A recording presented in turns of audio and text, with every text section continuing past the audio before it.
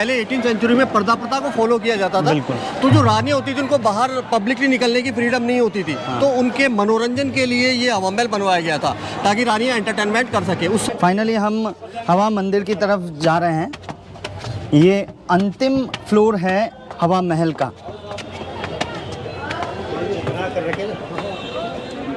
चलिए फ्लोर पे, 5th floor पे इसको हवा मंदिर कहा जाता है। ये देखिए लिखा हुआ है और ये 5th फ्लोर है।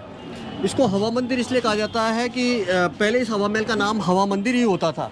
बाद में इसी फ्लोर के कारण इसका नाम समय के साथ चेंज होके हवा मंदिर से हवा महल हो गया। उस समय रानियां आती थी और पूरा सिटी का व्यू यहाँ से देखा करती थी।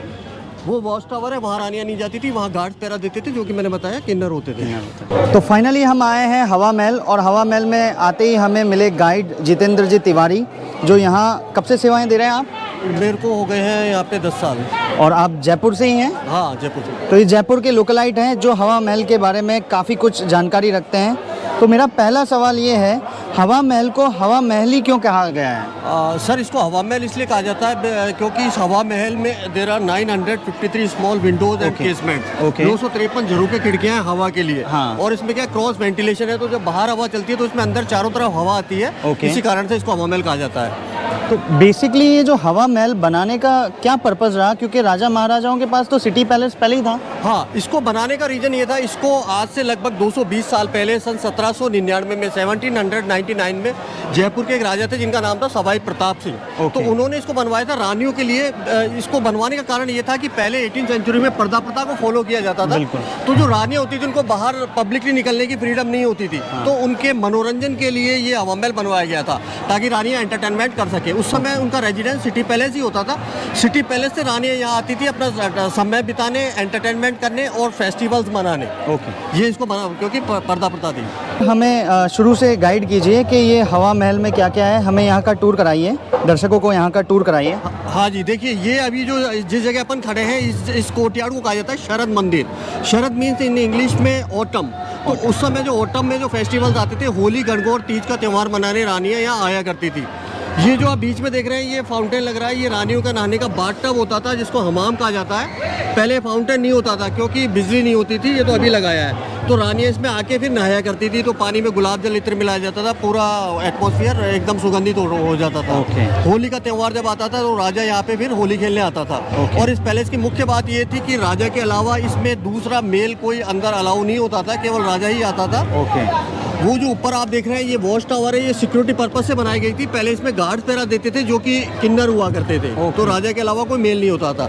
ये सामने वाला पार्ट भोजनशाला कहलाता है। तो जब वो त्यौहार मनाने आते थे राजा रानियां, तो वहाँ पे वो बैठ के अपना खाना डिनर लिया करते थे। तो ये पूरा कोर्टयार्ड शरद मंदिर कहलाता है। शरद मंदिर। हाँ जी। तो जैसा कि आप लोगों ने जाना कि शरद मंदिर शरद ऋतु के हिसाब से इसे नाम दिया गया है। मेरे बिल्कुल सामने राइट में आप जो देखेंगे वो कोर्टयार्ड भोजनशाला है। कोर्टयार्ड जिसे हम बोलते हैं, यहाँ राजा और रानियाँ डाइनिंग करने के लिए आती थी। देखिए भोजनशाला लिखा हुआ भी है। हाँ, तो यहाँ बैठ के वो उस समय during festival time king and queen they used to sit here और take their lunch and dinner. और जब वो त्यौहार मना लेते थे तो वापस वो अपने सिटी पैलेस घर चले जाते थे। यहाँ कोई रहता नहीं था। एक तरह से जैसे रानियों का आउटिंग होम हुआ करता था, जैसे अपन बाहर रिसोर्ट में जाते हैं, इस तरह से वो यूज़ किया जाता था। इसके अलावा यहाँ क्या क्या है? अब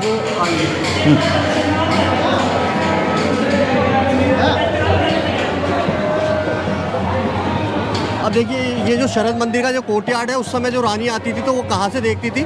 इसमें जो खिड़कियाँ हैं बेसिकली वहीं से ही वो देखा करती थी।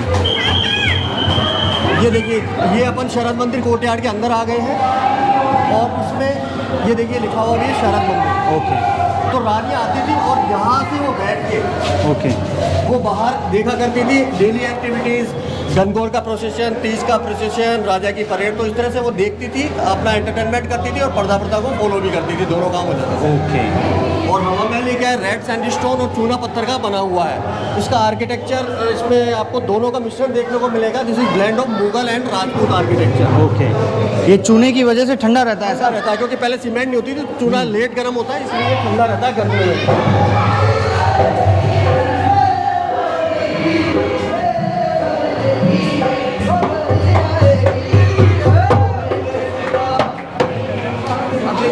जा रहे हैं तो यहाँ ये रैंप बनाई गई है।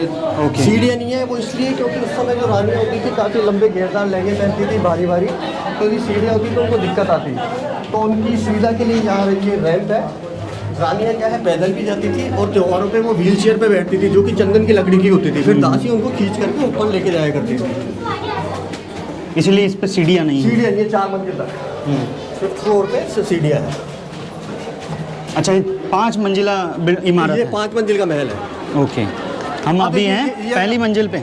हाँ, अब अपन 2nd फ्लोर पे आ गए हैं। ओके, वो नीचे जो ग्राउंड फ्लोर है वो फर्स्ट फ्लोर है। हाँ, okay, according to US pattern है। इधर आप देखिए, अब देखिए ये जो 2nd फ्लोर है इसको रतन मंदिर कहा जाता है। अभी रेनोवेशन का काम चल रहा है इसलिए अंदर अपन जा नहीं सकते हैं। तो रतन मंदिर ये जो फ्लोर है बेसिकली रानियों के एंटरटेनमेंट के लिए बनवाई थी, डांसिंग पर्पस के लिए। ओके। उस समय क्या होता था, यहाँ पे रानियाँ डांस करती थी, यहाँ फर्श पे पूरे कारपेट बिछे होते थे। ये जो वाइट ग्लासेस आप देख रहे हैं उस समय ये पूरे लगे हुए थे और ये ग्लासेस बेल्जियम से मंगवाए थे राजा ने। ओके। और इनका पर्पस क्या होता था बेसिकली? ये बेसिकली ये होता था कि जो सेंटर में सामने राजा बैठता था, ये जो कड़ियाँ लग रही है यहाँ झूमर लटकते थे सैंडलिया। ओके। तो राजा सामने बैठ के यहाँ रानियाँ डांस करती थी और एंजॉय किया करता था। और नाइट में जब एक मोमबत्ती या लैम्प जलाया जाता था तो लाइट के पूरे रिफ्लेक्शन से पूरा जगमगाता था। ओके। Like a discotheque. तो मेनली ये कांच रोशनी के लिए रोशनी लगाया के लिए, गया है। हाँ। तो ठीक पूरे है। लाइटिंग हो जाती थी। ये बेल्जियम ग्लासेस। तो ये जैसा था आज भी वैसा ही है या कुछ चेंजेस किए गए हैं इसमें? जैसे ये कांच ऐसे ही शुरू में भी ऐसे ही थे? हाँ, ये जो व्हाइट वाले ग्लासेस हैं ये पूरे लगे हुए थे, अब ये डैमेज हो गए। Colored? और ये कलर्ड ग्लास पहले शायद ओपन हुआ करता था, ये अभी ये ओके, बाद में लगाया बाद है। में लगाया गया है। ठीक है, पहले ओपन। चलिए आइए।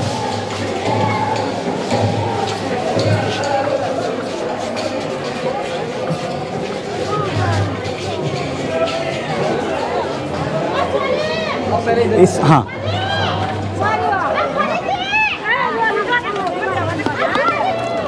एक सवाल जो मैं आपसे पूछना चाहूँगा, इसमें जो कारीगरी है क्या ये हिंदुस्तानी कारीगरी है या ये मिश्रण है 2-3 कारीगरियों का, जैसे मुगलों की कारीगरी और ये सब? हाँ, तो सर ये मैंने आपको बताया ना, इसमें दोनों का मिश्रण है।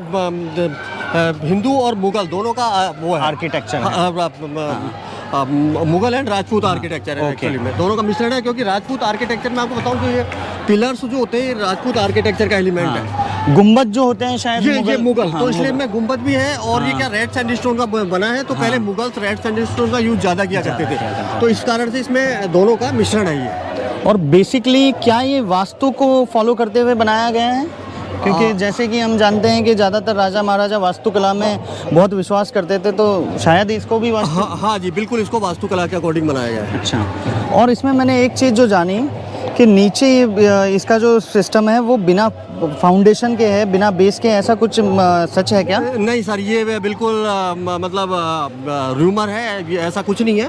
बिना फाउंडेशन के कोई इमारत खड़ी नहीं हो सकती है। एक्चुअली में ये एक कपोल कल्पित बात है। और इसको ओके। जो मेन रीज़न है हवा महल का यही है कि इसमें 953 झरोके खिड़कियां हैं सब, और हवा क्रॉस वेंटिलेशन है, तो जब हवा आती है तो इसको हवा महल कहा जाता है। ओके। ये कहानी बना ली गई है बिना फाउंडेशन के हवा में ओके, है। हाँ वही ऐसा नहीं है। क्योंकि हवा का नाम सुन के लोगों को लगा कि हवा में खड़ा होगा, इसलिए ये हवा महल है। हाँ जी बिल्कुल। और अब देखिए मेन जो आप बात है इसका, यदि आप स्ट्रक्चर को गौर से देखेंगे, इसके आर्किटेक्चर को, तो इसका जो आर्किटेक्चर है it's seems to be like a crown shape, जैसे मुकुट होता है वैसे Yes. बना हुआ है ये।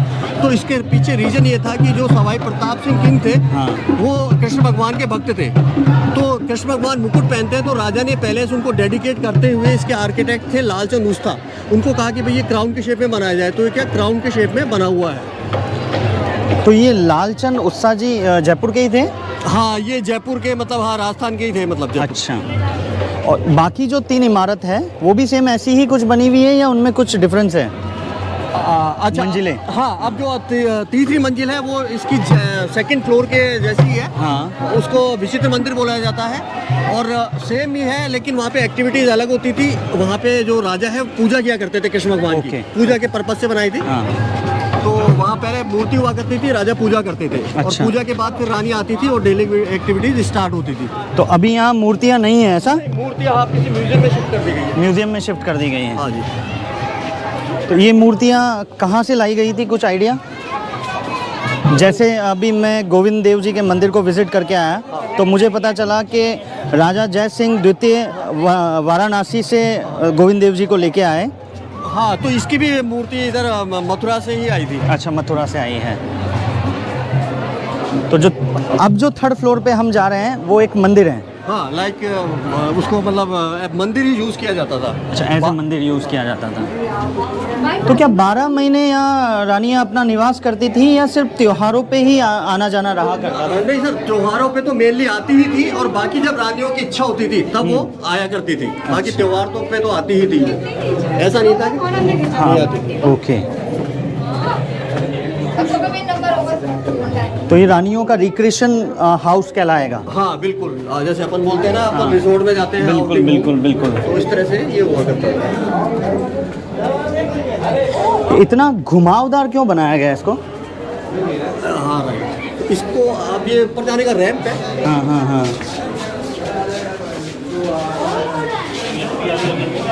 अब देखिए ये अपन आ गए हैं थर्ड फ्लोर पे, जो मैंने बताया। क्या करते हैं, ये उसी टाइप के सेकंड फ्लोर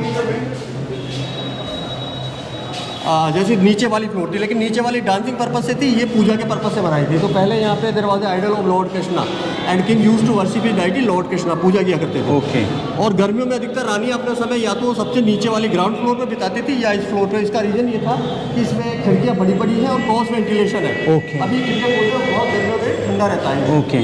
अभी भी देखिए पंखा नहीं है ऊपर, आप दिखाइए, एक भी पंखा नहीं लगा है, लेकिन इतनी ज़्यादा गर्मी भी नहीं है क्योंकि भैया और हम नीचे से चल के आ रहे हैं, इस वजह से थोड़ा पसीना है। अगर यूजुअली आप इसमें हैं तो आपको गर्मी में भी गर्मी का एहसास नहीं होगा। बिल्कुल। चलिए आप हाँ चलिए। पर चौथी मंजिल पे जा रहे हैं, जिसको प्रकाश मंदिर कहा जाता है। तो हम प्रकाश मंदिर की ओर अग्रसर हो रहे हैं। ये चौथे फ्लोर पे है, में एक ही आदमी एंटर हो सकता है। देखिए ये जो सीढ़ियाँ बनी हैं, इन सीढ़ियों से एक बार में सिर्फ एक आदमी या तो ऊपर जा सकता है या नीचे आ सकता है। बहुत ही सकड़ी सीढ़ियाँ बनाई गई है। इसका कारण क्या है आप बताएंगे कि ये सकड़ी सीढ़ियाँ क्यों बनाई गई हैं? ऊंचाई की वजह से या किसी और कारण से? हाँ, ये ऊंचाई की वजह से ही है। ऊंचाई की वजह से, हाँ।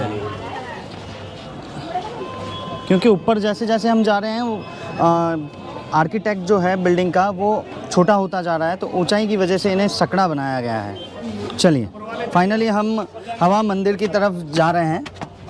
ये अंतिम फ्लोर है हवा महल का।